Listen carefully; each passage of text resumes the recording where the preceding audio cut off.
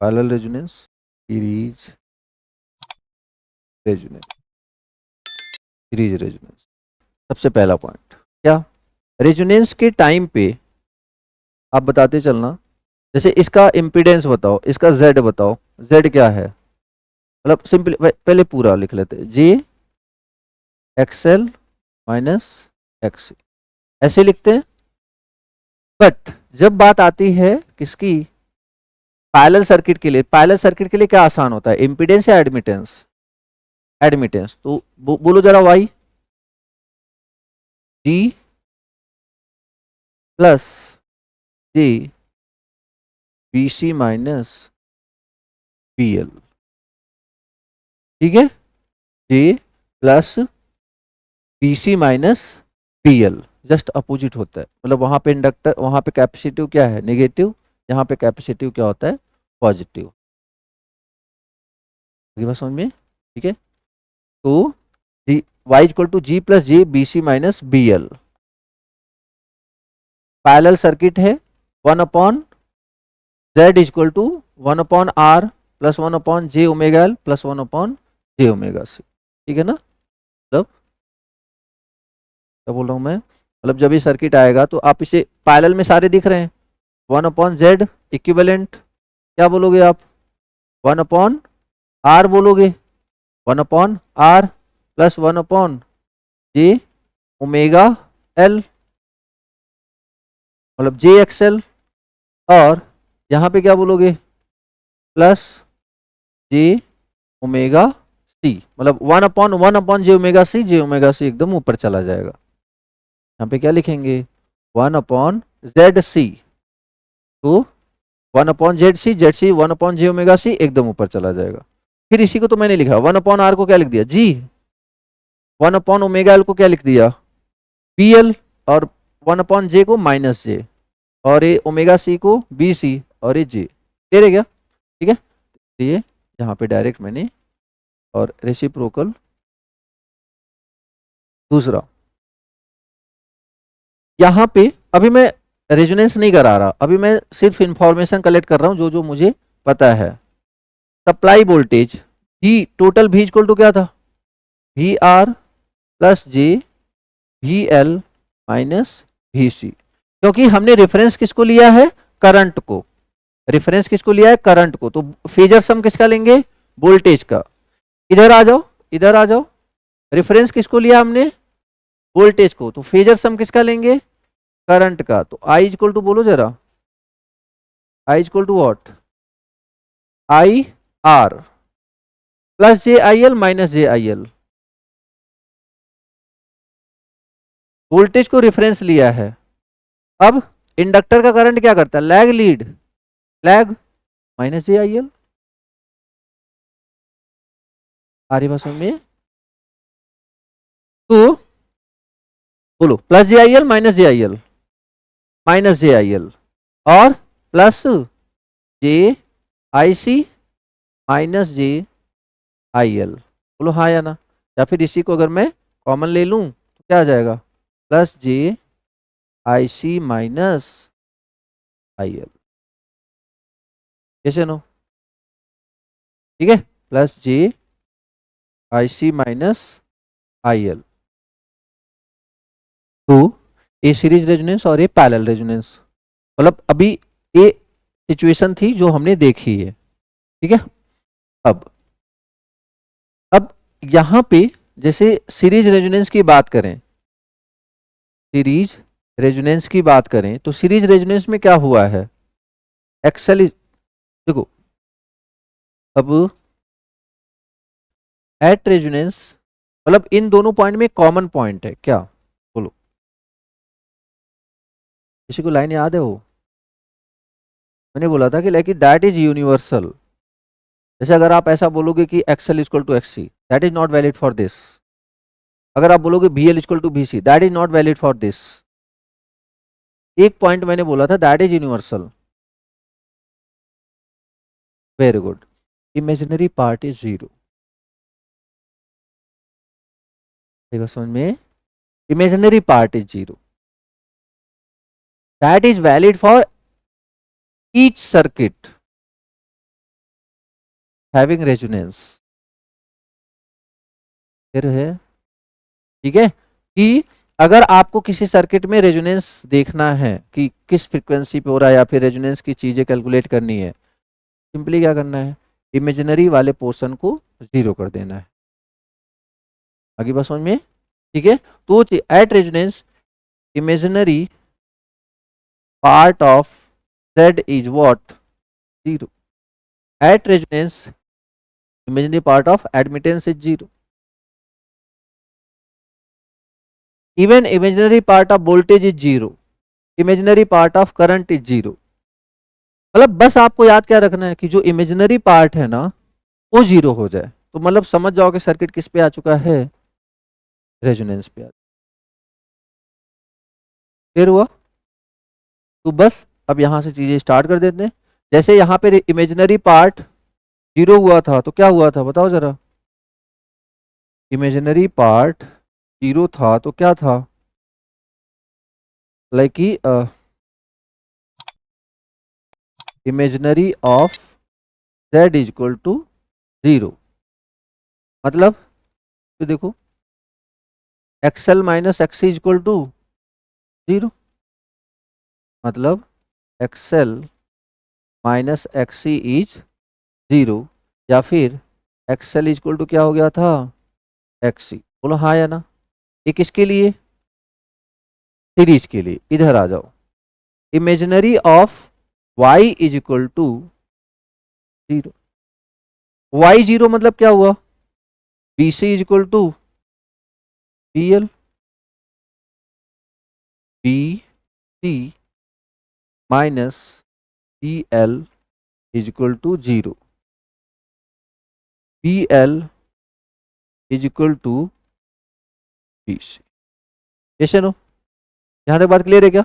अच्छा, what is BL, 1 upon XL, what is BC, 1 upon XC। बोलो हाँ या ना। तो क्या आपको नहीं लगता कि ये वही रिजल्ट आ गया जो सीरीज के लिए आया हुआ है? बोलो हाँ या ना। XL इक्वल टू XC और BL equal to BC, BL को 1 अपॉन XL, BC को 1 अपॉन XC, तो रेसिप्रोकल दोनों साइड उल्टा कर दो, XL equal to XC। Yes या नो। तो अगर XL इक्वल टू XC है, XL इक्वल टू XC है, तो यहां पे क्या आया था याद करो, omega not L equal to 1 upon omega not C, XL equal to XC। और यहां पे भी वही आएगा ना, omega not equal to 1 upon omega not C। यहाँ पे बताओ फ्रीक्वेंसी क्या आई थी, omega not equal to what, 1 upon under root LC। तो यहाँ पे कुछ अलग आएगा क्या, सेम ही आ जाएगा, omega not equal to 1 upon the root LC। ठीक है, यस नो। अब इसके बाद अगर यहां से F की बात करें तो देन बोलो, F not equal to what, 1 upon 2 pi under root 1 upon under root LC, और F not 1 upon 2 pi under root LC। ठीक है, 1 upon 2 pi under root LC, 1 upon 2 pi under root LC। तो मतलब हमने यहां पे क्या देखा कि दैट इज कॉमन, मतलब दोनों के लिए रेजोनेंस फ्रीक्वेंसी क्या है, सेम है। यस नो, दोनों के लिए रेजोनेंस फ्रीक्वेंसी का फॉर्मूला क्या है, सेम है, चाहे वो स्टैंडर्ड सीरीज RLC हो चाहे स्टैंडर्ड RLC पैरेलल सर्किट हो। तो कुछ टर्म्स सेम है, कुछ डिफरेंस है, ठीक है ना, कुछ सेम है कुछ डिफरेंस है, वो सारी बात है। फिलहाल ये जो पहला टर्म था आपका दैट इज रेजोनेंस फ्रीक्वेंसी, ये आपका क्या था, सेम था। समझ में आया? ठीक है, चलो दूसरे पे आ जाते हैं, दूसरे पॉइंट पे। दूसरा पॉइंट क्या था, पहले पॉइंट से तो हमने ये निकाल लिया, या फिर पहले पॉइंट से ही बात करें तो अगर ये दोनों बराबर हैं तो Z इक्वल टू क्या आ जाएगा, R, और यहां पे Y इक्वल टू क्या आ जाएगा, G। तो at the resonance Z equal to क्या हो गया, R, क्योंकि रिएक्टिव पावर क्या हो चुका है, 0, एंड इस फ्रीक्वेंसी पे omega naught 1/LC। At resonance बताओ जरा क्या होने वाला है, Y is equal to C at omega is equal to 1/√LC। ठीक है, चलिए ये भी हो गया। Then Z equal to R।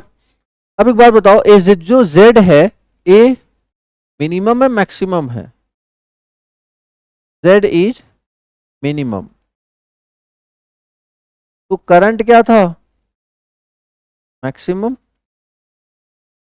जैसे नो। अब यहां पे Y क्या है, मिनिमम, बोलो हाँ या ना, तो Y मिनिमम है ना, तो अगर Y मिनिमम है तो Z क्या होगा, मैक्सिमम, रेसिप्रोकल, और Z मैक्सिमम है तो करंट क्या होगा, मिनिमम, और I मैक्स Z मिनिमम है तो आप यहां से बोल सकते हो कि Y क्या होगा, दैट इज मैक्सिमम। ये सारे क्वेश्चंस हैं, एग्जाम के सारे क्वेश्चंस हैं कि कंफ्यूज कर, मतलब पूछते रहते हैं क्या मैक्सिमम है क्या मिनिमम है, उस तरीके से। तो पैरेलल रेजोनेंस में Y क्या होता है, मिनिमम होता है, Z क्या होता है, अब ऑब्वियस बात है मिनिमम है तो Z मैक्सिमम होगा, करंट क्या होता है, मिनिमम होता है। ठीक है, Z minimum, current maximum, Y maximum. Any confusion, यहां तक किसी को कोई दिक्कत है? अब जैसे कि अब हमें ये देख पा रहे हैं कि Z is R, Y Z, तो दोनों ही चीजों में कॉमन क्या है कि सर्किट इज प्योर रेजिस्टिव, यहां भी यहां भी। ठीक है, ये पॉइंट लिख लोगे, यहां भी लिख लोगे, यहां भी लिख लोगे, सर्किट इज प्योर रेजिस्टिव। आगे बात करते हैं अब। तो एक लाइन तो अभी ये जो सारा कैलकुलेशन लेके चल रहे थे अपन, किससे लेके चल रहे थे, इस वाले लाइन से, जैसे नो, जो सारी अभी डिस्कशन करी इससे करी। अब दूसरे वाले लाइन को कंसीडर करते हैं, जहां पे क्या है, V equal to V R plus J V L minus V C. तो क्या है, V इज इक्वल टू, दूसरी लाइन क्या थी, V is equal to V R plus J V L minus V C. अब यहां भी हमें पता है क्या कि इमेजिनरी पोर्शन को जीरो करना है। तो देखो जरा, अगर आप इमेजिनरी पोर्शन को जीरो करते हो तो बेसिकली क्या बोलोगे आप कि V L is equal to V C, yes no. तो मतलब supply voltage equal to what, V R. इसका मतलब क्या हुआ कि सारा at the time of resonance in series circuit, सारा का सारा जो सप्लाई वोल्टेज है that will appear across the resistor. ये हमें पहले से पता है। इधर आ जाओ, इधर का ट्विस्ट देखो आप, फिर से सुन लो क्या लाइन बोली गई है, at the time of resonance in series RLC circuit whole supply voltage appear across resistor. अब इधर देखो क्या होता है, अगर टोटल सप्लाई करंट की बात करें तो that will be I R plus J, I L या आई सी, जल्दी बोलो, आई सी। ठीक है ना, I C minus I L. अब at the time of resonance क्या हो जाएगा, I C is equal imaginary portion zero, at the time of resonance imaginary portion zero, तो इसका मतलब I C is equal to क्या हो जाएगा, आई एल, और जो सप्लाई करंट हो जाएगा that will be equal to, बोलो यार, जो सप्लाई करंट हो जाएगा वो किसके बराबर हो जाएगा, करंट इन द रजिस्टर। ये सबसे इंपॉर्टेंट पॉइंट है। सीरीज आरएलसी सर्किट में सारा सप्लाई वोल्टेज किसके क्रॉस अपीयर होगा, रजिस्टर के क्रॉस। पैरेलल आरएलसी सर्किट में eight the time of resonance जो सप्लाई करंट होगा, जो सप्लाई करंट होगा वो सिर्फ और सिर्फ किस में जाएगा? रजिस्टर में। समझ में आ रहा है? सिर्फ और सिर्फ किस में जाएगा? रजिस्टर में। यहां पे सारा बोल्ट अपीयर हुआ था रजिस्टर के क्रॉस, यहां पे सारा करंट किस में जाएगा? क्लियर है बात? अब यहां पे एक बात समझो, अगर अगर ये देखा जाए कि मैंने यहां पे क्या बोला कि पूरा का पूरा वोल्टेज अपीयर होगा रजिस्टर के क्रॉस, मतलब ये लोग सर्किट में होकर भी नहीं है, यस या नो? तो कहने का मतलब ये है कि किसकी तरह बिहेव करेंगे, तो they will behave like a virtual short circuit. बोलो हाँ या ना? अभी इस सर्किट को देख करके आप बताओ पूरा का पूरा सप्लाई वोल्टेज किसके क्रॉस है? रजिस्टर के क्रॉस। वर्चुअल मतलब एक्चुअली ऐसा है तो नहीं, बट हमें लग रहा है, ठीक है? ऐसा है तो नहीं बट हमें लग रहा है, मतलब हमें अगर हमें जो लग रहा है उसके हिसाब से करंट यहां से निकलना चाहिए था, यहां से जाना चाहिए था, बट ऐसा नहीं है। करंट तो इसमें से जाएगा। हरी बात समझ में? चलिए इधर आ जाइए। यहां पे मतलब जो सीरीज रेजोनेंस है वहां पे आप क्या देख रहे हो, मतलब ये कैसा बिहेव कर रहा है? Like a virtual virtual short circuit. इधर आ जाओ।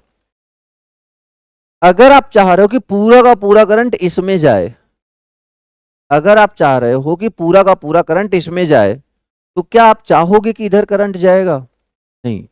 अगर करंट इधर नहीं जाएगा तो करंट इधर ना जाने की वजह बताओ। Open circuit. That is again virtually open circuit, not exactly open circuit. अगर आप ओपन सर्किट वैसे बोल दोगे तो इसका मतलब क्या? सर्किट सेपरेटेड है, ऐसा नो? ठीक है। तो अब यहां पे अपन क्या बोल सकते हैं इसको, सर्किट को, कि ये बेसिकली क्या है? Virtually open circuit. समझ में आया क्या?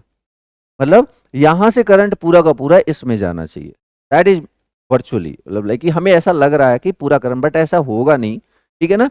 ऐसा होगा नहीं का मतलब क्या है कि करंट इसमें भी जाएगा, करंट इसमें भी जाएगा।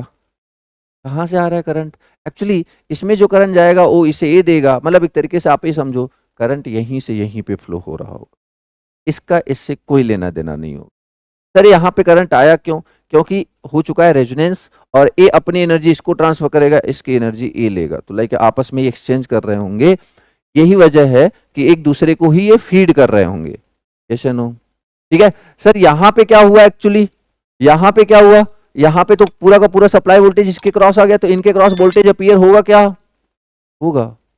सप्लाई वोल्टेज से ज्यादा होगा। यही तो कल पढ़ा था हमने, that is called voltage magnification. होगा और सप्लाई वोल्टेज से ज्यादा होगा। कहां से आया? तो अगेन ए इसकी एनर्जी इसके क्रॉस, फिर ये इसको दे रहा होगा, तो जब आप इसमें केवीएल लगाओगे तो अगेन आपको वोल्टेज सम क्या दिखेगा? जीरो, जैसे नो? क्योंकि ये एक तरीके से जे एक्सएल है, ये माइनस जे एक्सी है, और एक्सएल इक्वल टू एक्सी, देखिए, ठीक है? तो यहां पे पूरा वोल्टेज इसके क्रॉस होगा, तो क्या इसके क्रॉस वोल्टेज नहीं आएगा? आएगा, वोल्टेज आएगा, और वो सप्लाई वोल्टेज से ज्यादा होने वाला है। ये आपस में एनर्जी एक्सचेंज कर रहे हैं, उसकी वजह से आ रहा है। पूरा का पूरा करंट रजिस्टर में जाएगा, तो क्या इसका मतलब यहां पे करंट नहीं आएगा? आएगा, और सप्लाई करंट से ज्यादा आएगा। यही वजह कि बोलते हैं कि सीरीज सर्किट में वोल्टेज मैग्निफिकेशन होता है, पैरेलल सर्किट में करंट मैग्निफिकेशन होता है। हमारी बात समझ में? पैरेलल सर्किट में करंट मैग्निफिकेशन होता है, मतलब इसमें जो करंट आएगा वो एक्चुअली सोर्स से भी ज्यादा होगा, अगेन वही क्यू टाइम्स, ठीक है ना? बात करेंगे अभी। तो यहां पे क्या होगा? करंट मैग्निफिकेशन इसमें आएगा, बट हाँ ए इसको करंट दे रहा होगा, मतलब इसकी एनर्जी की वजह से आएगा, जो एनर्जी एक दूसरे को ट्रांसफर कर रहे हैं उसकी वजह से बेसिकली क्या होगा? करंट आएगा। क्या इतनी बात हमें क्लियर है क्या? ठीक है। तो हम यहां पे क्या देख पा रहे हैं? इन parallel circuit complete supply voltage appear across register in in series RLC circuit complete supply voltage appear across resistor, in parallel circuit complete source current कहां पे से होके जाएगा? रजिस्टर में। तो अभी जो करंट जाएगा इस सप्लाई वोल्टेज से कितने फेज का डिफरेंस बनाएगा, मतलब कितने 0 डिग्री। तो अपन क्या बोलेंगे कि लाइक ए बी सर्किट कैसा बिहेव कर रहा है, प्योर रेजिस्टिव। मतलब इसको देखो, किसी भी सर्किट का पावर फैक्टर कौन डिसाइड करता है कि सप्लाई वोल्टेज और सप्लाई करंट में फेज डिफरेंस कितना है। तो वोल्टेज और करंट में फेज डिफरेंस कितना आएगा, जीरो। वोल्टेज और करंट में फेज डिफरेंस कितना आएगा, जीरो। ठीक है। सोचो इंडक्टर और कैपेसिटर होने के बावजूद फेज डिफरेंस कितना आ रहा है, जीरो। क्यों? क्योंकि ये लैगिंग करंट ड्रॉ कर रहा होगा, ये लीडिंग करंट ड्रॉ कर रहा होगा, एक दोनों एक दूसरे को कंपनसेट कर देंगे। आ रही बात समझ में? ठीक है।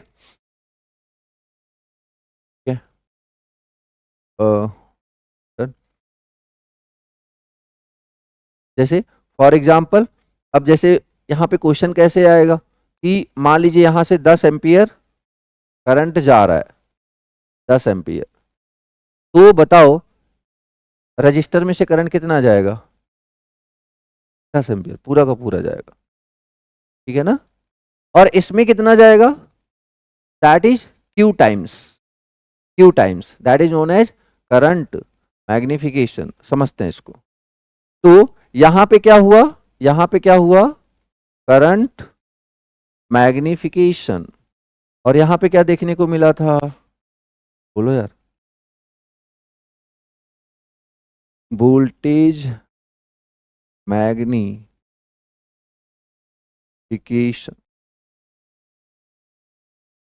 Voltage magnification. ठीक है।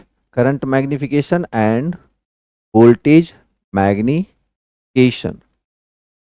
अब करंट मैग्निफिकेशन मतलब करंट का करंट क्या होगा, इंक्रीज हो जाएगा। तो बताओ जरा, जैसे वोल्टेज मैग्निफिकेशन मतलब वोल्टेज इंक्रीज हो जाएगा इसके क्रॉस VL। चलो बताओ जरा कितना था VL एंड VC, बताओ, बोलो एग्जैक्टली फेजर के साथ, जे या माइनस जे, जे। ठीक है।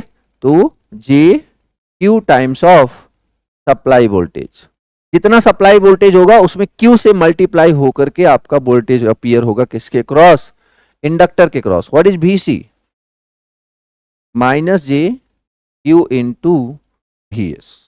ठीक है, माइनस जे क्यू इंटू VS। डन। इसके अलावा अब इसी सेम कॉन्सेप्ट पे, सेम कॉन्सेप्ट पे इधर आ जाओ, बताओ जरा क्या होने वाला है, बोलो, गेस करो क्या होगा। IL और किसकी वैल्यू निकालेंगे अपन, IC। देखो अब मैं चाहूं तो फिर से डेरिवेशन स्टार्ट कर सकता हूं, बट मैं चाह रहा हूं कि चीजें आपके लिए लेंदी ना हो, इसलिए मैं बोल रहा हूं कि उससे रिलेट, क्योंकि याद तुम्हें वही रखना है, बस वहां से रिलेट करने आना चाहिए। ठीक है, चलो बोलो अब तो समझ के। IL करंट क्या करता है, लीड करता है लैग करता है, इंडक्टर का करंट क्या करता है, लैग। तो प्लस जे माइनस जे, माइनस जे। उसके बाद बताओ Q times of what, supply voltage या सप्लाई करंट, सप्लाई करंट। समझ में आया, सिमिलरिटी देख पा रहे हो आप। ठीक है, चलिए दूसरा बताइए, जे क्यू इंटू IS। ठीक है, जे क्यू इंटू IS। चीजें समझ लो कि आप याद कर रहे हो ये ना, ये नहीं कि बाद में याद करना है, अभी के अभी याद हो जाना चाहिए सब कुछ। तो करंट मैग्निफिकेशन किस में होता है, सीरीज सर्किट में, पैरेलल सर्किट में, पैरेलल सर्किट में। Voltage magnification series circuit. ठीक है। तो what is voltage magnification, what is current magnification, simple सी बात है, voltage across inductor and voltage across capacitor अगर सप्लाई वोल्टेज से ज्यादा हो जाए तो उस, और ये ऐसा तभी होगा। ओके, तो यहां पे तो पैरेलल रेजोनेंस सर्किट में आपका करंट मैग्निफिकेशन और यहां पे वोल्टेज मैग्निफिकेशन। अच्छा, eight the time of resonance series RLC circuit में क्या ज्यादा हो जाता था, मतलब क्या ज्यादा हो जाता था इन द सेंस कि जब रेजोनेंस होता था उस टाइम पे करंट की वैल्यू कम होती थी, ज्यादा होती थी, ज्यादा। इसलिए हमने वहां पे एक पॉइंट और लिखा था, क्या, इसको क्या बोलते हैं, करंट एक्सेप्टर सर्किट। बोलो हाँ या ना, ऐसा कुछ लिखा था, करंट एक्सेप्टर सर्किट। तो इसी तरीके से आप यहां पे क्या लिखोगे, वोल्टेज, ये मैं दोनों साथ में इसीलिए लिखवा रहा हूं क्योंकि आपके दिमाग में क्या आएगा, प्रॉब्लम क्या आएगी कि आपको लगेगा सर वोल्टेज ज्यादा है, तो वोल्टेज एक्सेप्टर आप इसको बोल सकते हो, और करंट ज्यादा है तो करंट एक्सेप्टर आप इसको बोल सकते हो, बट ऐसा नहीं करना है, ठीक है। At the time of resonance series में करंट ज्यादा होता है, यस या नो, तो इसलिए हम उसे क्या बोलते हैं, current acceptor circuit. Actually by changing frequency X L equal to X C करने पे रेजिस्टेंस क्या, इंपीडेंस क्या हो जाता है सर्किट का मिनिमम, और वो मैक्सिमम करंट सप्लाई से क्या कर रहा होता है, ड्रॉ कर रहा होता है। फिर से सुनो, जब आप omega X L equal to X C कर देते हो तो उस समय क्या होता है, इंपीडेंस सर्किट का क्या हो जाता है, मिनिमम, और जो impedance minimum that is equal to R. तो अगर इंपीडेंस मिनिमम है तो सप्लाई से करंट क्या ड्रॉ करेगा, मैक्सिमम, इसलिए करंट ड्रॉ करेगा, इसलिए क्या बोलते हैं, करंट एक्सेप्टर सर्किट, और इसको क्या बोलते हैं, वोल्टेज एक्सेप्टर सर्किट। क्लियर बात, ओके। इसके बाद अगर हम बात करें क्वालिटी फैक्टर की, तो क्वालिटी फैक्टर याद करो जरा, क्या था, एनर्जी, एनर्जी स्टोर्ड, तो energy stored upon energy dissipated, ठीक है, ओके। ये तो चलो बेसिक फार्मूला हो गया। अब बताओ एनर्जी स्टोर्ड, अगर मैं इंडक्टर की बात करूं तो क्या होने वाला है, अब simply I square X L divide by I square R, ठीक है। और यहां पे बताओ, यहां पे बताओ क्यू एल, अब देखो पैरेलल सर्किट है ना तो वोल्टेज सेम होगा, तो V square divide by X L, ठीक है, divide by V square divide by R.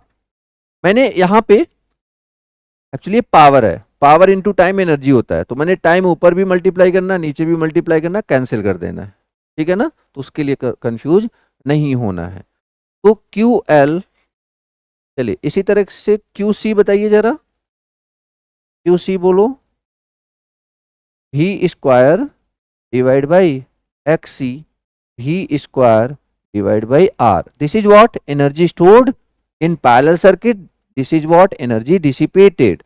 और यहाँ पे अगर आपसे क्यू सी का पूछा जाए, क्यू सी का बताइए क्या होने वाला है, बोलो, I square X C divide by I square R. Actually मैं फिर से चाह रहा हूं कि चीजें एक बार रिकॉल करा दूं ताकि आपको फॉर्मूले याद, ठीक है ना, और एक बार लिख मतलब प्रैक्टिस करोगे तो ऑब्वियस सी बात है चीजें याद हो जाएंगी, लिखने से ज्यादा चांसेस होते हैं याद रहने के इंस्टेड ऑफ पढ़ने के। कोई दिक्कत है,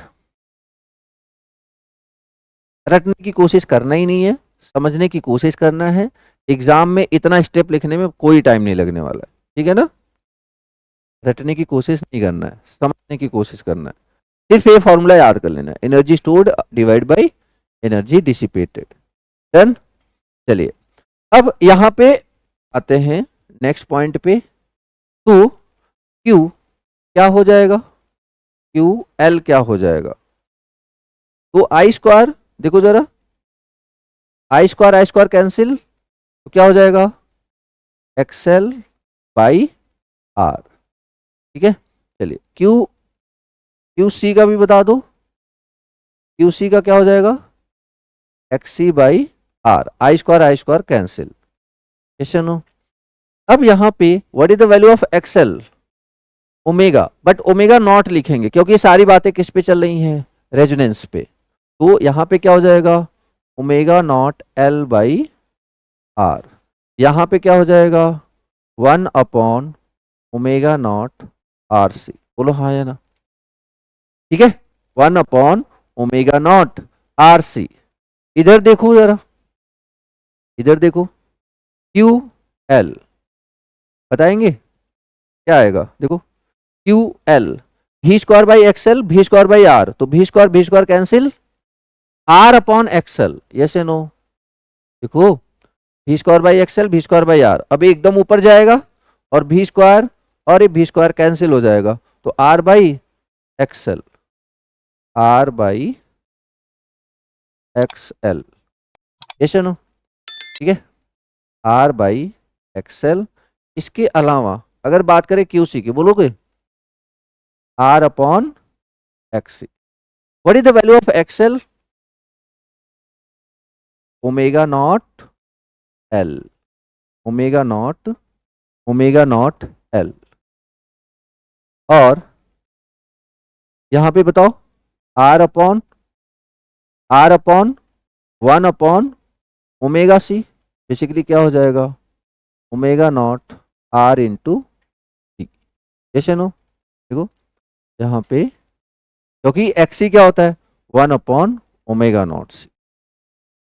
तो हम यहाँ पे देख क्या पा रहे हैं, हम यहाँ पे क्या देख पा रहे हैं फिलहाल एज ए कंक्लूजन देखें तो Q L of series circuit is reciprocal of Q L of parallel circuit, बोलो हाँ या ना। तो अगली बार हमें सिर्फ इसका याद रखना है, जब पैरेलल का पूछा जाएगा तो जस्ट उल्टा कर देना है, इतनी चीजें फिर हमें नहीं सोचनी है, जैसे नो, ठीक है।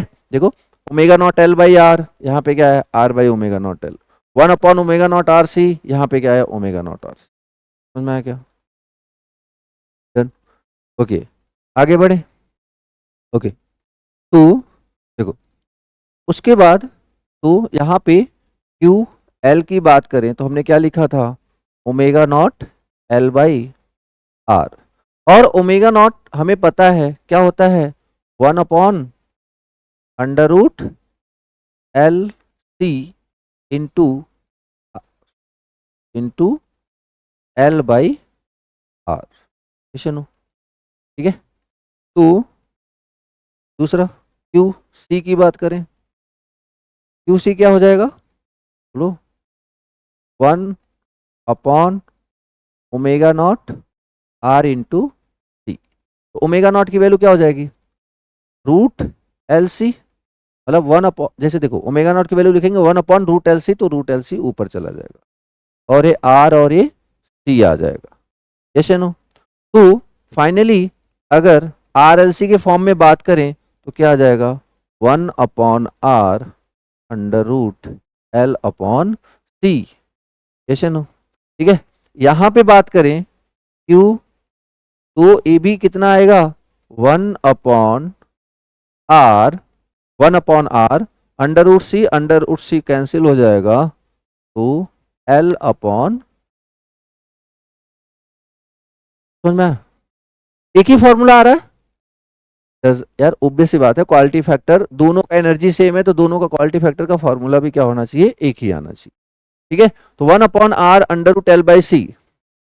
अब आपके पास दो ऑप्शन है, या तो आप फिर से यहाँ पे क्यू एल की R/ओमेगा नॉट एल लिखो, लिख ही देते हैं, या फिर जस्ट इसको रेसिप्रोकल कर देना, तो क्यू एल बोलो जरा जल्दी बोलो क्या है, R/ओमेगा नॉट एल, ठीक है, R/ओमेगा नॉट एल, और क्यू सी क्या हो जाएगा, बोलो ओमेगा नॉट आर इंटू सी।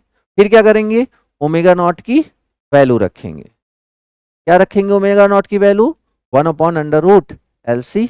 तो यहां से जब आप सॉल्व करोगे तो आपको पता है क्या आने वाला है, बोलो जल्दी, जस्ट इसका रेसिप्रोकल R√T/L, और इसका भी सेम हो जाएगा R√T/L,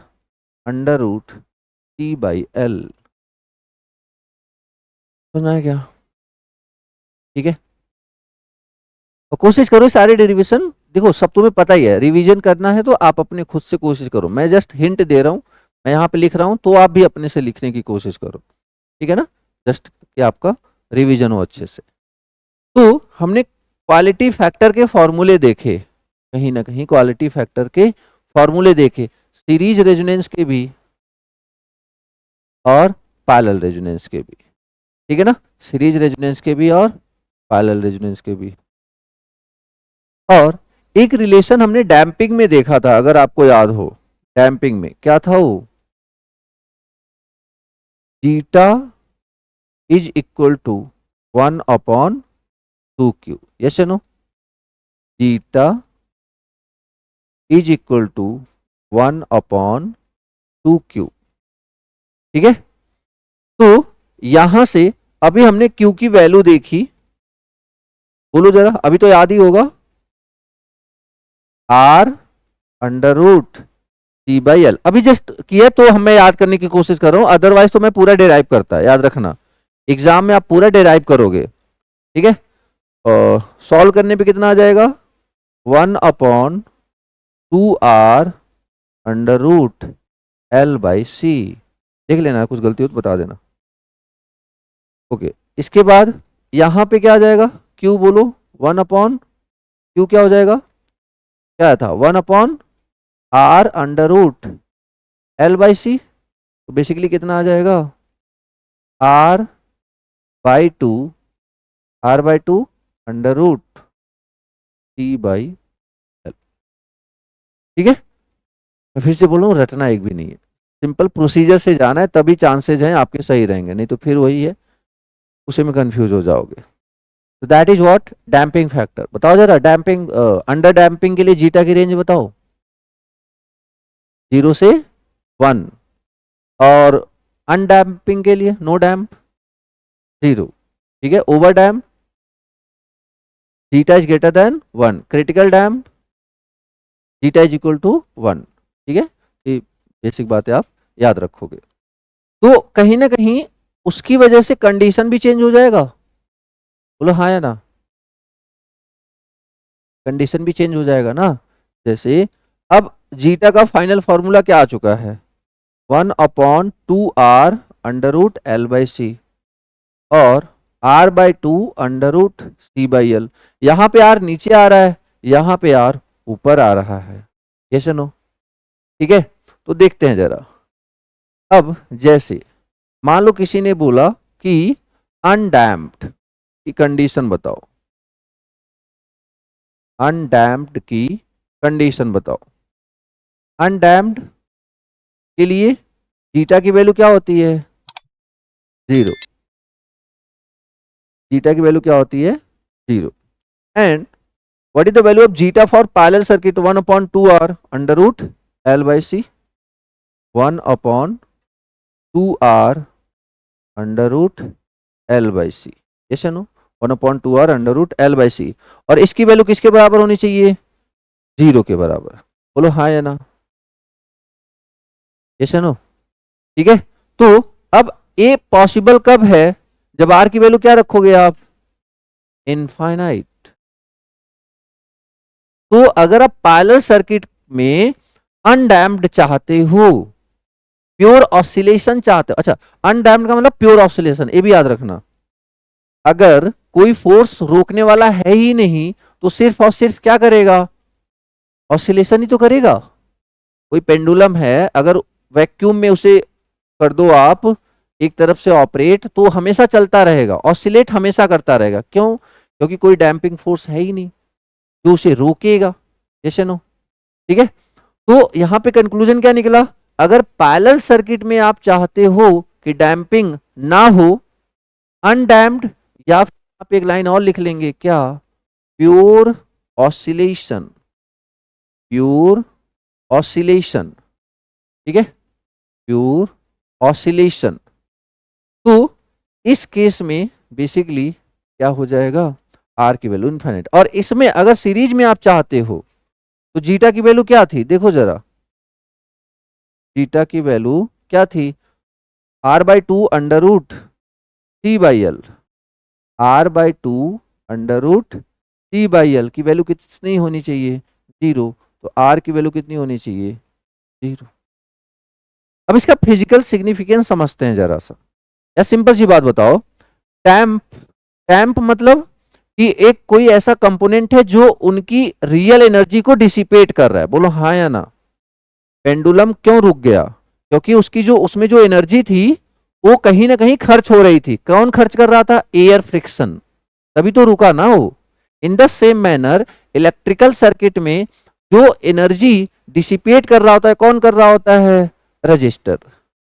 अब सीरीज सर्किट से रजिस्टर का गायब होना, उसका मतलब वो रेजिस्टेंस जीरो होना या इनफाइनाइट होना? जीरो होना। सीरीज सर्किट से रेजिस्टेंस का गायब होना मतलब रेजिस्टेंस का क्या होना? जीरो होना, शॉर्ट सर्किट होना। पैरेलल सर्किट में रेजिस्टेंस को आप अब्सेंट दिखाना चाह रहे हो, तो मतलब क्या है कि उसमें करंट नहीं जाना चाहिए। और करंट नहीं जाएगा कब? जब आर की वैल्यू क्या होगी? इनफाइनाइट। ठीक है, तो this is what physical significance. तो अनडैम्प्ड कंडीशन के लिए सीरीज रेजोनेंस में सीरीज रेजोनेंस में क्या होना चाहिए? आर की वैल्यू जीरो, और पैरेलल रेजोनेंस में आर की वैल्यू इनफाइनाइट। इतनी बातें हमें क्लियर हैं। और अगर यहीं पे आपसे पूछ ले कि अगर यहीं पे आपसे पूछ ले कि क्रिटिकल डैम्पिंग की कंडीशन बताओ। क्रिटिकल डैम्प्ड, क्रिटिकल डैम्प मतलब जीटा की वैल्यू 1। ठीक है, क्रिटिकल डैम्प। यहां पे हमने क्या देखा था? जीटा की वैल्यू कितनी थी? 1/2 R अंडर रूट L/C, ऐसे नो, अंडर रूट L/C। और यहाँ पे क्या है? यहाँ पे है R/2 अंडर रूट C/L। अब इसकी वैल्यू कितनी होनी चाहिए? 1। इसकी वैल्यू भी कितनी होनी चाहिए? 1। तो यहां से R की वैल्यू क्या हो जाएगी? देखो जरा, what is the value of R? 1/2 under root L/C। कुछ ऐसा फॉर्मूला हमने पावर सिस्टम में भी पढ़ा था, याद है क्या? क्या था वो? Switching resistance for air blast circuit breaker, yes no? ठीक है, क्योंकि वहां भी तो डैम्पिंग खत्म ही तो करना था हमने, यस नो? डैम्पिंग ऑसिलेशन ना हो उसके लिए क्या करना पड़ेगा? Critical, yes no? तो इस पॉइंट ऑफ व्यू यहाँ पे क्या हो जाएगा? वहां पे पैरेलल सर्किट बन रही थी ना, याद करो जरा। R equal to what? 2 under root L/C। तो that is for critically damped. इसी तरह हम अंडर डैम का भी निकाल सकते हैं, यस नो? मतलब कि 0 से ज्यादा और 1 से कम। ठीक है, तो वो आप खुद से कर लीजिएगा। यहां तक कोई दिक्कत है? उसके बाद अगर हम बात करें पावर फैक्टर की eight the time of resonance, power factor. तो पावर फैक्टर क्या होता है? पावर फैक्टर क्या होता है? एक तो फॉर्मूला है क्या आपका? Cos phi, cos phi, cos phi. अब phi is what? Phase difference between voltage and current. तो for parallel circuit either for series circuit, what is phi? 0 degree. तो यहाँ पे क्या हो जाएगा? 1। यहाँ पे क्या हो जाएगा? 1। तो चाहे सीरीज रेजोनेंस सर्किट हो चाहे पैरेलल रेजोनेंस सर्किट हो, चाहे सीरीज रेजोनेंस सर्किट हो चाहे पैरेलल रेजोनेंस सर्किट हो, पावर फैक्टर हमेशा क्या रहता है? यूनिटी। मतलब क्या हुआ? यहां से इंपॉर्टेंट लाइन समझो कि फॉर पैरेलल रेजोनेंस जो आपका सप्लाई वोल्टेज होगा और जो सप्लाई करंट होगा, उनके बीच का फेज डिफरेंस कितना होगा? 0। डजंट मैटर यहां पे इंडक्टर और कैपेसिटर लगा हुआ है, डजंट मैटर। अगर रेजोनेंस है तो वोल्टेज और करंट के बीच में फेज डिफरेंस कितना रहेगा? 0। Supply voltage, supply current, supply voltage और सप्लाई करंट, इनके बीच में फेज डिफरेंस कितना रहेगा? 0। आ रही बात समझ में? ठीक है, तो इंपॉर्टेंट लाइन है, इसको याद रखना। ये न्यूमेरिकल में यूज करूंगा मैं। क्या बोल रहा हूं? मतलब अगर सर्किट में रेजोनेंस है तो सप्लाई वोल्टेज और सप्लाई करंट के बीच का फेज डिफरेंस हमेशा क्या होने वाला है? 0। अगर सर्किट किस में है, रेजोनेंस में, तो supply voltage and supply current is are in phase, supply voltage supply current are in phase. ठीक है, देखो यहाँ पे इमेजिनरी पार्ट जीरो होने का क्या मतलब था, इमेजिनरी पार्ट जीरो होने का क्या मतलब था, एक तो at the time of resonance reactance क्या था, जीरो, रिएक्टिव वोल्टेज क्या था, जल्दी बोलो, that is zero, reactive power क्या था, रिएक्टिव पावर क्या था, दैट इज अगेन जीरो। बोलो हाँ या ना, समझ में आ रहा है क्या बोल रहा हूँ। एक्चुअली रिएक्टेंस मतलब X L minus X, reactive voltage मतलब V L minus V C, reactive power मतलब Q L minus Q C, तो तीनों जीरो ही तो थे। इमेजिनरी पोर्शन जीरो होना ही है at the time of resonance. इधर बताओ क्या होने वाला है,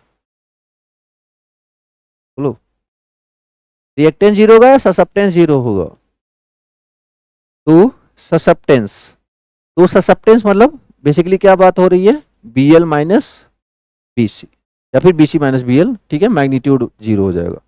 और क्या दूसरा बोलो, reactive, reactive current, reactive current की वैल्यू क्या हो जाएगी, जीरो, मतलब आई एल माइनस आई सी, ठीक है। और तीसरा क्या हो जाएगा, रिएक्टिव पावर, ठीक है, Q L minus, that is again zero.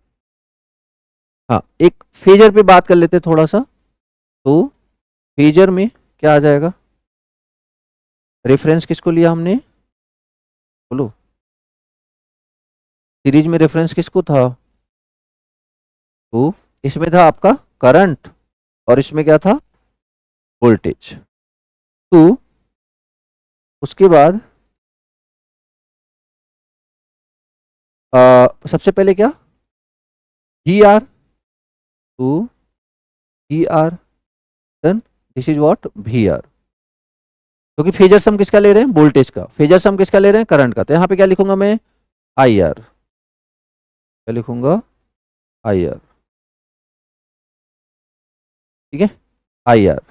अब इसके बाद देखो, इसके बाद क्या है, वी आर वी एल। अभी जो वी एल है, वोल्टेज लीड करेगा लैग करेगा, लीड करेगा, तो वी एल क्या किया इसने, लीड किया, ठीक है। और देखा जाए तो दूसरा क्या है, भीसी, भीसी लीड करेगा लैग करेगा, लैग करेगा, तो यहीं से अपन स्टार्ट करते हैं, यहीं से ये फाइनल रिजल्टेंट क्या हो जाएगा, फिर से मतलब ये दोनों एक दूसरे को क्या कर देंगे, कैंसिल आउट, तो सिर्फ वोल्टेज और करंट बचा, उसके बीच का फेज डिफरेंस जीरो। बोलो हाँ या ना, इधर आ जाओ, ये वोल्टेज, अब करंट आई एल बताओ, आई एल लीड करेगा लैग करेगा, क्या करेगा, लैग करेगा, और जो आईसी होगा वो लीड करेगा लैग करेगा, लीड करेगा। तो ले देखिए वहीं पे आ गए हम जहां से चले थे, तो दिस इज द फेजर, मतलब आप इसे ना भी बनाओ तो कोई दिक्कत नहीं है, मतलब फाइनली आपका सिर्फ एक वोल्टेज और एक करंट दिखना है, यस नो, और एक करंट और एक वोल्टेज दिखना है, this is what phasor sum. इसी चीज को कई बार पता है आपको कैसे दिखा देंगे, किसी किसी बुक्स में ऐसे दिखा देंगे, ऐसे दिखा देंगे। इससे क्या होगा, इससे आप ये दिखा दोगे कि हाँ ये दोनों क्या हैं, इक्वल हैं, और एक दूसरे को कैंसिल आउट कर देंगे। आगे बात समझ में, ये दोनों एक दूसरे के इक्वल हैं और कैंसिल आउट कर देंगे, कई बार ऐसे दिखा देगा आपको बुक्स में। कंफ्यूजन तो नहीं है ना, ठीक है, क्योंकि ये इंडक्टर और एक कैपेसिटर, ठीक है, वैसे ही यहाँ पे आप समझ सकते, ये मतलब ये होता है कि दोनों का मैग्नीट्यूड क्या है, सेम। तो ये आपका क्या हो गया, फेजर ग्राफ या फेजर सम, ठीक है, यहाँ तक कोई दिक्कत नहीं है। अब ग्राफ पे आ जाते हैं, इसके पहले की सारी चीजें हो गई हैं ना, ओके। तो पहले बताओ सीरीज रेजोनेंस में जो ग्राफ ड्रॉ किया था हमने, किसके किसके बीच ड्रॉ किया था, चलो बोलो। सबसे पहले इम्पीडेंस वर्सेज ओमेगा, यस या नो? दूसरा ग्राफ किसके बीच था? रिएक्टेंस, जरूरी नहीं ऑर्डर में ही बोलो आप, एक्स वर्सेज ओमेगा। तीसरा ग्राफ किसके किसके बीच था? ठीक है, I versus omega, then phi versus omega, ठीक है ना? इवन लास्ट में जो मैंने आपको एक ग्राफ दिखाया था, अगर आपको याद हो, तो वी आर, वी एल और वी सी का भी दिखाया था, yes no? V R, V L और वी सी जो कल दिखाया था ग्राफ, वो भी तो वही था। खैर उसकी बात नहीं करते, यही चार थे और कुछ था? यही थे। अब देखो ये सीरीज के लिए, अब यहाँ पे ट्विस्ट ये है कि पैरेलल के लिए क्या होगा। चलो गेस करो, गेस करो। Admittance, admittance versus omega. दूसरा बताओ, हैं? Susceptance versus omega. तीसरा बताओ, वोल्टेज वर्सेज ओमेगा। नेक्स्ट, चलो ये तो वही रहेगा, फाइव वर्सेज, समझ में? मतलब यहां पे, अच्छा रिस्पांस ग्राफ किसको बोलते थे? करंट वर्सेज, मतलब जो हमने सारी बैंडविड्थ वगैरह चेक करी थी वो किसके लिए करी थी? रिस्पांस ग्राफ के लिए। इसी तरह यहाँ पे रिस्पांस ग्राफ कौन हो जाएगा? Voltage versus. हो गया यहाँ तक? तो हर एक ग्राफ की बात करते हैं ना। तो जैसे जेड वर्सेज, पहला था आपका जेड वर्सेज, तो रिलेशन चाहिए था हमें, Z equal to R plus J omega L 1/ओमेगा सी। यहाँ पे क्या हो जाएगा? y is equal to what? G plus J. क्या लिखना है यहाँ पे? बी सी, तो बी सी क्या होगा? क्योंकि बी सी लिखोगे, और बी सी क्या होता है? 1/xc, और 1/xc, 1/xc, और xc क्या होता है? 1/j⍵c, तो एकदम ऊपर चला जाएगा। तो हाँ या ना? B C that is equal to what? 1/xc, और xc इज वॉट? 1/j⍵c, तो एकदम ऊपर चला जाएगा ना, तो j⍵c डन। और वो आपका X B L equal to what? 1/xl, और xl equal to what? j⍵l, वो आ जाएगा डन। तो इस तरीके से, तो अब यहां पे देखो जरा, ओमेगा इक्वल टू 0 रखो जरा, ओमेगा इक्वल टू 0, तो z क्या हो जाएगा बोलो जरा? जैसे जैसे बात हुई थी एग्जैक्टली मैं वैसे ही बात कर रहा हूँ, सारी चीजें एक तरीके से वो रिकॉल करा रहा हूँ। और ये आपका बताओ, r माइनस जे इंफिनिटी, वेरी गुड, क्योंकि ये 0 हो जाएगा और ये माइनस इंफिनिटी हो जाएगा। यहां पे बताओगे जरा, g प्लस, प्लस या माइनस? माइनस, बोलो हाँ या ना? अब वो बात अलग है कि ये किसकी वजह से आया है? इंडक्टर की वजह से। और ये किसकी वजह से आया है? कैपेसिटर की वजह से। आया? जो आ रहा है वही बोलो। डन। अब मतलब सीरीज में माइनस आने का मतलब क्या होता है? कौन सा डोमिनेट कर रहा है? कैपेसिटर। बट पैरेलल में माइनस आने का मतलब कौन डोमिनेट कर रहा है? इंडक्टर। बोलो हाँ या ना? तो ओमेगा इक्वल टू 0 पे ए सर्किट क्या था? प्योर, जल्दी बोलो, प्योर क्या था? कैपेसिटिव। बट अगर इसकी बात करें तो ये क्या है? प्योर, प्योर क्या है? इंडक्टिव। किसी के दिमाग में तो नहीं आ रहा सर आर है तो लिखा तो हुआ है, आ तो नहीं रहा ना किसी के दिमाग में? प्योर क्यों बोल रहे हो? आर तो 0 है ही नहीं। फाई निकाल लेना, फाई क्या आता है? फाई क्या आएगा? इमेजिनरी अपॉन रियल, तो इनफाइनाइट अपॉन आर, तो इनफाइनाइट अपॉन आर क्या हो जाएगा? इनफाइनाइट। और टेन के किस एंगल के लिए वैल्यू इनफाइनाइट होती है? 90 डिग्री। और 90 डिग्री मतलब क्या? Power factor is what? 0 ना। पावर फैक्टर 0 दो तरीके से हो सकता है, या तो प्योर लीडिंग हो या तो प्योर लैगिंग हो। वहां पे फिलहाल प्योर लीडिंग है, यहाँ पे प्योर लैगिंग है, ठीक है ना। तो मैं क्या बात हुई,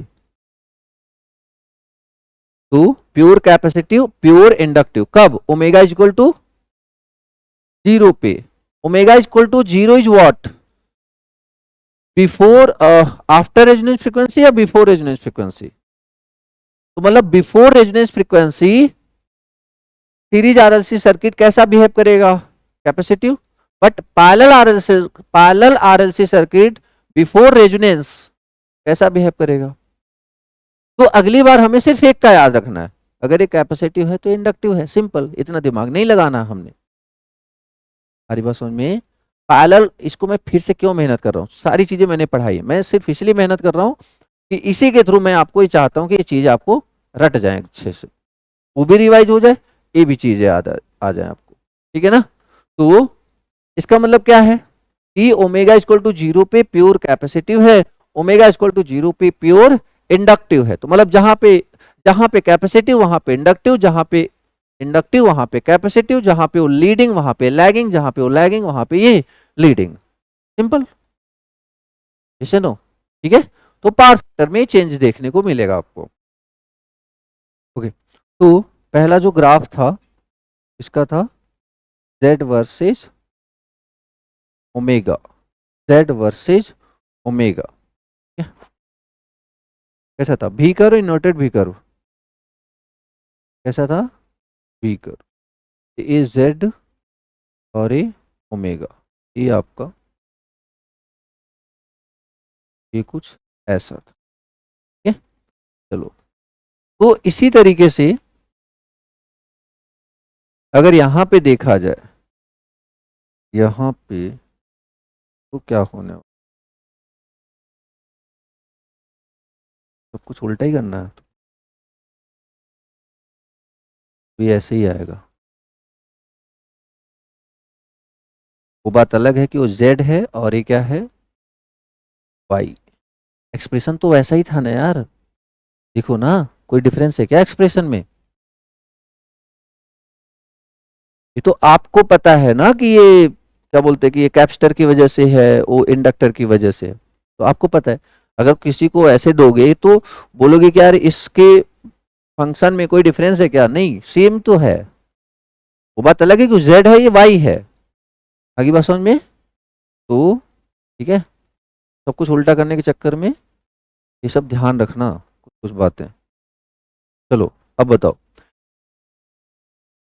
ए वाला डिस्टेंस कितना है, ए वाला डिस्टेंस इसके बराबर है, आर के बराबर, यस या नो, ठीक है ना। ए वाला डिस्टेंस बताओगे, ए वाला, वेरी गुड, के बराबर, जी के बराबर, डन। अच्छा, इस पे फ्रीक्वेंसी बताओ, ओमेगा नॉट, यहां पे फ्रीक्वेंसी बताओ, ओमेगा नॉट। इस इस जोन का नेचर बताओ, कैपेसिटिव, और इस जोन का नेचर,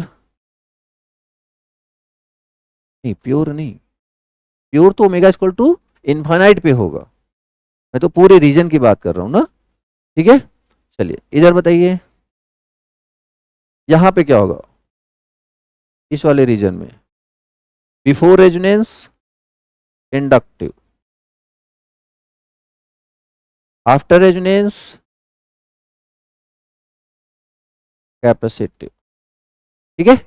आफ्टर रेजोनेंस क्या हो जाएगा, कैपेसिटिव, कोई दिक्कत, ठीक है। तो ये आपका पहला ग्राफ, ये ग्राफ तुमने लिखा ही नहीं, किसके किसके बीच में है बोलो, Y वर्सेस ओमेगा, ठीक है, Y वर्सेस, चल ठीक है। तो ये हो गया Y वर्सेस, दूसरा ग्राफ किसके किसके बीच था बताओ जरा, ससेप्टेंस, ठीक है। तो वो भी मतलब इसमें सिर्फ क्या होगा, उसमें एक्सेल का ग्राफ था और इसमें क्या हो जाएगा, PL का ग्राफ, तो लगभग वही आने वाला है, ठीक है ना। तो कैसा आया था, वो देख लेते हैं एक बार, बताओ जरा कैसा था। अगर बात करेंगे एक्सेल की, मैग्नीट्यूड वाले बात कर रहे हैं ना, ए था और एक इसका था, बोलो, एक इसका था एक्स सी, यस या नो, और बी एल, बताओ क्या रेफरेंस आएगा, बी एल एक इसका हो जाएगा बी एल का, समझ में आ रहा है क्या, एक इसका हो जाएगा बी सी का। ये बात सबको समझ में आ रही कि नहीं यार, बी, जब आप बी एल लिखोगे, देखो ना, देखो, B L is what, 1 upon omega L, तो ओमेगा जब बढ़ाओगे तो बी एल घटेगा ना, लाइक कि इस तरीके से रिलेशन, और B C is what, omega C, that is directly proportional. तो this is B C, this is B L, and this is X L, this is X C. Okay, next response graph पे आ जाएं। अच्छा चलो power factor वाले पे भी बात कर लेते हैं। बताओ क्या होगा पावर फैक्टर वाला, यहां पे कैसा आया था, कैसा आया था ये, लाइक कि ए स्टार्ट कहां से हुआ था, लीडिंग से, खत्म कहां पे हुआ था, लैगिंग पे, यस या नो। अब यहां पे बताओ क्या होने वाला है, स्टार्ट कहां से होगा,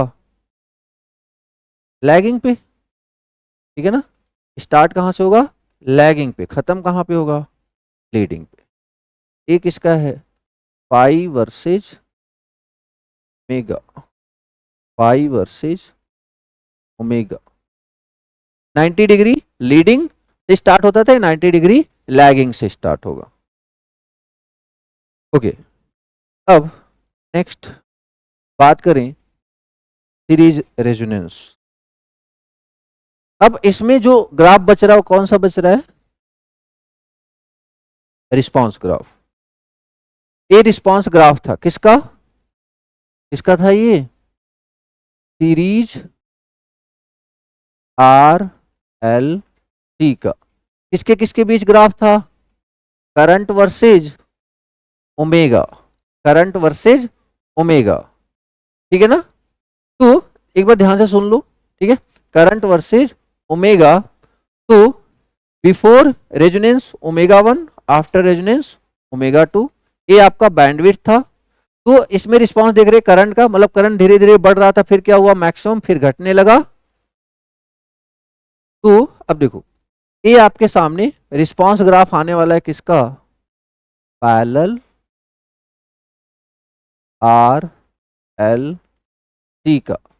ये क्या हो गया, वोल्टेज, और ये क्या हो गया, ओमेगा।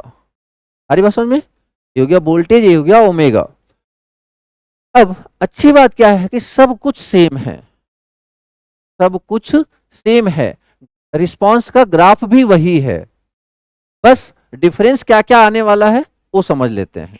देखो पहला डिफरेंस तो ये कि वो वाला करंट वर्सेज, वो क्या था, करंट वर्सेज ओमेगा, ये क्या है, वोल्टेज वर्सेज ओमेगा, और ये जो वैल्यू है डी, और ये क्या है डी मैक्सिमम, यहां पे ए क्या था, आई मैक्सिमम, और ए क्या है, भी मैक्सिमम।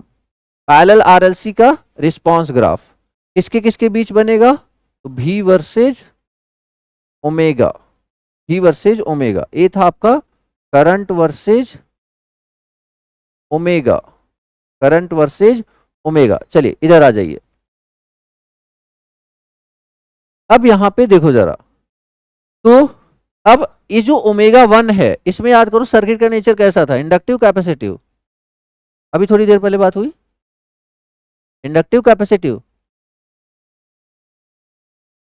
यहां पे लिखा है ना ये सीरीज, क्या है, इंडक्टिव, सीरीज में कैपेसिटिव था, यहां पे क्या है, इंडक्टिव, तो 0.707 क्या हो जाएगा, lagging,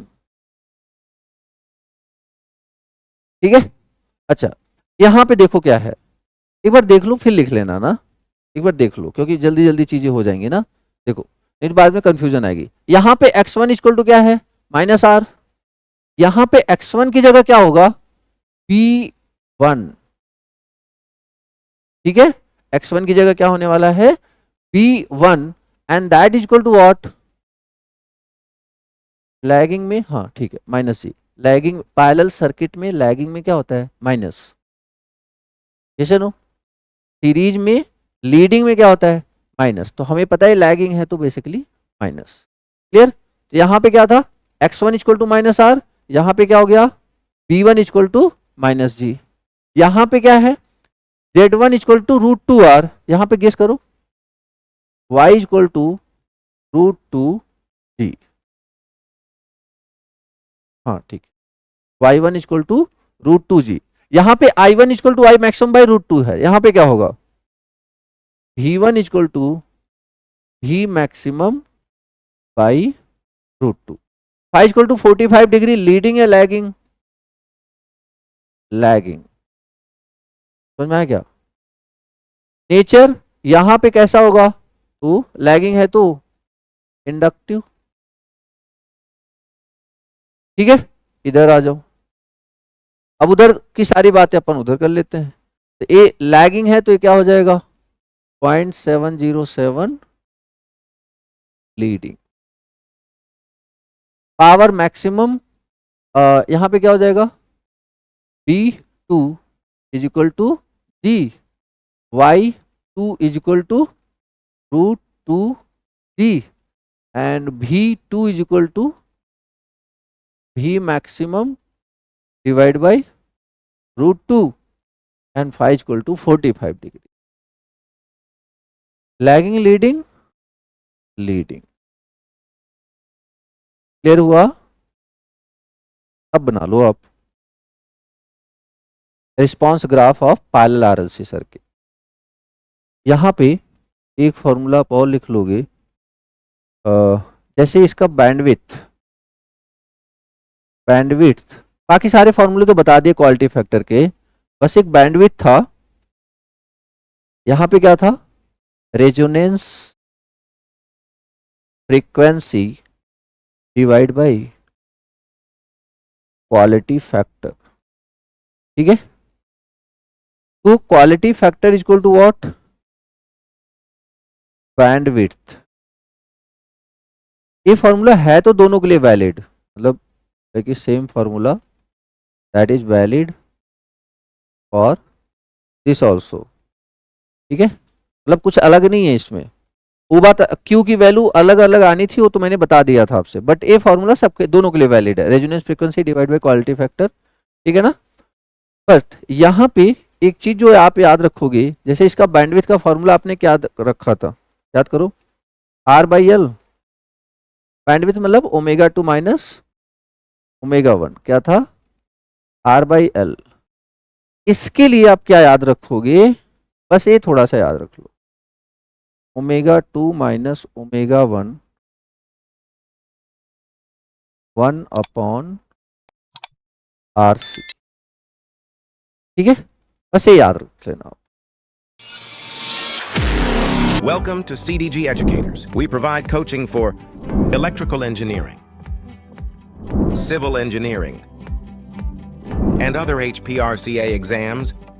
We have smart classrooms that make study more interesting. We have experienced faculties having 6+ years teaching experience. Our selections.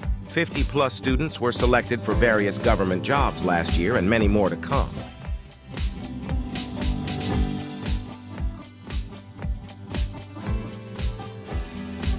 Conducting seminars to guide students for various career opportunities. We provide both offline and online classes. You can download our mobile app from Play Store. You can find us on Google. Our offline center is in Hamirpur, Himachal Pradesh, near NIT. We got 5-star rating on Google with many wonderful reviews.